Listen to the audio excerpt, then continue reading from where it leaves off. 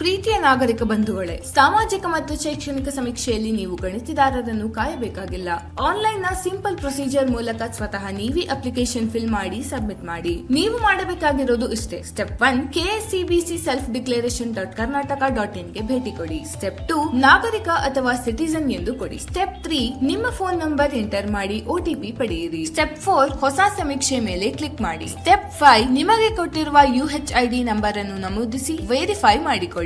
Step 6 UHID ಸಂಖ್ಯೆ ಇಲ್ಲದಿದ್ದರೆ I don't have UHID ಮೇಲೆ ಕ್ಲಿಕ್ ಮಾಡಿ ಎಸ್ಕಾಂ ಖಾತೆ ಲಿಂಕ್ ಮಾಡಿ. ಸ್ಟೆಪ್ 7 ಸಮೀಕ್ಷೆಯಲ್ಲಿ ಭಾಗವಹಿಸುವವರ ಫೋಟೋ ಕ್ಲಿಕ್ ಮಾಡಿ ಅಪ್ಲೋಡ್ ಮಾಡಬೇಕು. ಸ್ಟೆಪ್ 8 ಆಧಾರ್ ಅಥವಾ ಪಡಿತರ ಅಥವಾ ಗುರುತಿನ ಚೀಟಿಯನ್ನ ಆಯ್ಕೆ ಮಾಡಿಕೊಳ್ಳಿ. ಸ್ಟೆಪ್ 9 ನಿಮ್ಮ ದಾಖಲೆಯ ನಂಬರ್ ಅನ್ನು ನಮೂದಿಸಬೇಕು. ಆಧಾರ್ ಬಳಸಿದರೆ OTP ಬರುತ್ತೆ ಅಥವಾ QR ಕೋಡ್ ಸ್ಕ್ಯಾನ್ ಮಾಡೋ ಮೂಲಕ ಫೇಸ್ ಕ್ಯಾಪ್ಚರ್ ಮಾಡಬಹುದು. ನಂತರ ಗೆಟ್ ಡಾಟಾ ಡೀಟೇಲ್ಸ್ ಮೇಲೆ ಕ್ಲಿಕ್ ಮಾಡಿ ಮುಂದುವರಿಯಬೇಕು. ಮನೆಯ ಮುಖ್ಯಸ್ಥರ EKYC ನಂತರ ಕುಟುಂಬ ಸದಸ್ಯರನ್ನು ಸೇರಿಸಲಾಗುತ್ತದೆ. ಸ್ಟೆಪ್ 10 ಸದಸ್ಯರನ್ನು ಸೇರಿಸಿ ಮೇಲೆ ಕ್ಲಿಕ್ ಮಾಡಿ EKYC ಪೂರ್ಣಗೊಳಿಸಿ. ಸ್ಟೆಪ್ 11 ರೇಷನ್ ಕಾರ್ಡ್ ನಲ್ಲಿರೋ ವ್ಯಕ್ತಿ ಮೃತಪಟ್ಟಿದ್ದರೆ ಡಿಸಿಸ್ಟ್ ಮೇಲೆ ಕ್ಲಿಕ್ ಮಾಡಿ. ಸ್ಟೆಪ್ 12 ಕುಟುಂಬ ಸದಸ್ಯರನ್ನು ಸೇರಿಸಿದ ಮೇಲೆ ಹೆಡ್ ಆಫ್ ಫ್ಯಾಮಿಲಿಯನ್ನು ಗುರುತಿಸಿ ಸರ್ವೆ ಪ್ರಾರಂಭಿಸಿ. ಸ್ಟೆಪ್ 13 ಪ್ರತಿಯೊಬ್ಬರ ಮಾಹಿತಿ ಪಡೆದ ನಂತರ ಕುಟುಂಬದ ಮಾಹಿತಿ ದಾಖಲು ಮಾಡಬೇಕು. ಸ್ಟೆಪ್ 14 ಕೇಳಿರುವ ಪ್ರಶ್ನೆಗಳಿಗೆ ಉತ್ತರ ಸಲ್ಲಿಸಿ ಮೇಲೆ ಕ್ಲಿಕ್ ಮಾಡಿ. ಸ್ಟೆಪ್ 15 ನೀವು ಸಲ್ಲಿಸಿರೋ ಮಾಹಿತಿಯನ್ನು ಮತ್ತೊಮ್ಮೆ ಪೂರ್ಣವಾಗಿ ನೋಡಬಹುದು. ಸ್ಟೆಪ್ 16 ಒಂದು ಹಾಳೆಯಲ್ಲಿ ನಾನು ಸ್ವಯಂ ಪ್ರೇರಣೆಯಿಂದ ಸಮೀಕ್ಷೆಯಲ್ಲಿ ಭಾಗವಹಿಸಿ ಎಲ್ಲಾ ನಿಖರ ಮಾಹಿತಿಗಳನ್ನು ಕೊಟ್ಟಿದ್ದೇನೆ ಎಂದು ಬರೆದು